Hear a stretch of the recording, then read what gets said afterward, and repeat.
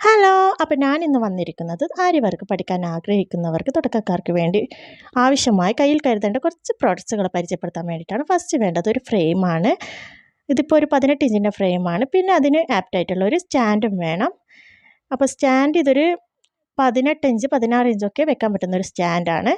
പിന്നെ അതിൻ്റെ കാലാണ് ഇത് വരുന്നത്. ഇത് എന്ന് വെച്ചാൽ നമുക്ക് വെച്ച് ഹൈറ്റ് കൂട്ടിയിട്ട് നമുക്ക് പെട്ടെന്ന് ആരി വർക്ക് ചെയ്യാൻ പറ്റും.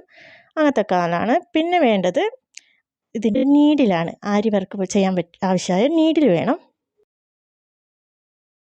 ആരി വർക്ക് നീഡിൽ ഇപ്പോൾ എൻ്റെ കയ്യിലുള്ളത് 13, 14, 23, 24 സൈസ് വരുന്ന നീഡിൽസാണ് കയ്യിലുള്ളത്. അപ്പം തുടക്കക്കാർക്ക് ഈ ഒരു നീഡിൽസ് മതിയാവും. ഇതിൽ പഠിച്ചതിന് ശേഷം നമുക്ക് വേറെ നീഡിൽസ് വരുന്നുണ്ട്. അതിനെപ്പറ്റി വേറൊരു വീഡിയോസ് ഞാൻ ചെയ്യാം. പിന്നെ വേണ്ടത് നമ്മൾ ഫസ്റ്റ് ചെയ്യുന്നത് മെഷീൻ ത്രെഡിൽ പഠിച്ചതിന് ശേഷമാണ് വേറൊരു ത്രെഡിലൊക്കെ പഠിക്കുന്നത്. ഫസ്റ്റ് മെഷീൻ ത്രെഡിൽ പഠിച്ചതിന് ശേഷം ജെറി ത്രെഡിൽ പഠിക്കാം. ഇത് ജെറി ത്രെഡാണ്.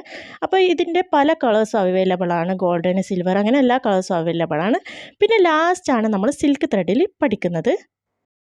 അപ്പോൾ ഈ ത്രെഡുകളെല്ലാം ആവശ്യമാണ്. പിന്നെ വേണ്ടത് ഇതിൻ്റെ ചോക്കാണ്. നമ്മൾ ചോക്ക് എന്ന് വെച്ചാൽ നമ്മൾ ഡ്രസ്സിന് ഡിസൈൻ ചെയ്യാനും നമ്മൾ ഡ്രസ്സിൻ്റെ അളവൊക്കെ മെഷർമെൻറ്റൊക്കെ വരയ്ക്കാനൊക്കെ യൂസ് ചെയ്യുന്ന ചോക്കില്ല, അതുപോലെ തന്നെ ഇത് പെൻസിൽ ചോക്കാണ് വരുന്നത്. സെയിം തന്നെയാണ്, പക്ഷേ ഇത് പെൻസിൽ ചോക്കാകുമ്പോൾ നമുക്ക് നല്ല ഡിസൈനൊക്കെ കൃത്യമായിട്ട് വരയ്ക്കാൻ പറ്റും. അതിനാണ് പെൻസിൽ എന്ന ചോക്ക് യൂസ് ചെയ്യുന്നത്. പിന്നെ ഇത് ത്രെഡ് കട്ടറാണ്.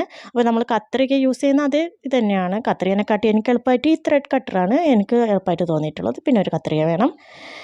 പിന്നെ വേണ്ടത് ഇത് 2 ബീഡ്സാണ്. അതുപോലെ കട്ട് ബീഡ്സ് വേണം. പിന്നെ ഞാനിപ്പം കാണിക്കുന്നത് തുടക്കക്കാർക്ക് ആവശ്യമായ മെറ്റീരിയൽസ് മാത്രമാണ്, പ്രൊഡക്ട്സ് മാത്രമാണ്. ഇനി ഒരുപാട് പ്രൊഡക്ട്സ് വരുന്നുണ്ട്. സീക്വൻസ്, അതേപോലെ ഷുഗർ ബീഡ്സ്, അതൊക്കെ ഞാനിപ്പോൾ കാണിക്കുകയാണ്. വീണ്ടും സ്റ്റോൺസും കാര്യങ്ങളൊക്കെ വരുന്നുണ്ട്. പിന്നെ വരുന്നത് ഫാബ്രിക് ഗ്ലൂ വേണം നമ്മുടെ കയ്യിൽ.